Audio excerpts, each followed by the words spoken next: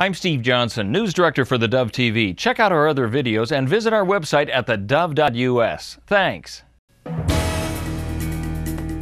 Good evening, I'm Steve Johnson. You can get our iPhone, iPad, and Android app, and you can watch the Dove News on demand on your mobile app and on the Dove Roku channel as well. Well, from the Dove Newsroom at this hour, 4 days of severe weather are now blamed for at least 37 deaths in the South and Midwest.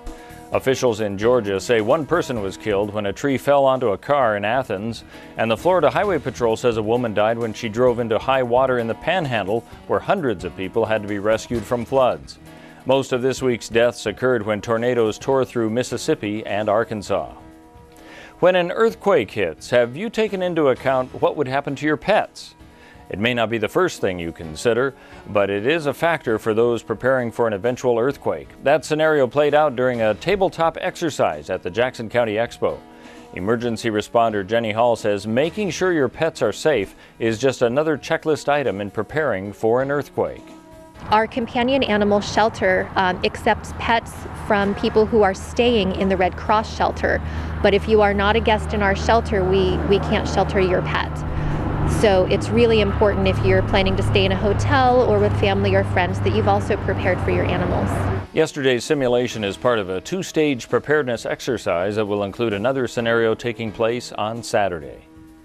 Senate Republicans have blocked a Democratic bill that would have raised the minimum federal wage.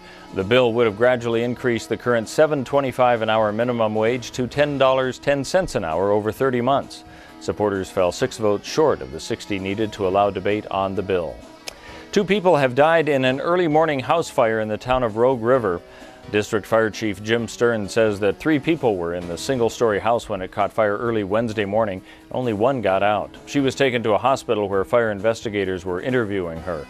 No details were immediately available on the 2 people who died. Stern says the flames were so intense they scorched a building next door, and fire departments came from Grants Pass, Josephine County, Jackson County, and Evans Valley.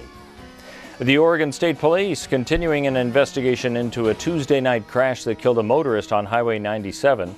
66-year-old Norman Lee Horn died when his motorhome traveled off the roadway and rolled 40 feet down an embankment. That crash occurred around 9:35, 2 miles north of the Highway 58 junction. Well, let's take a look now at what we can expect on the weather scene, brought to you by Grange Co-op.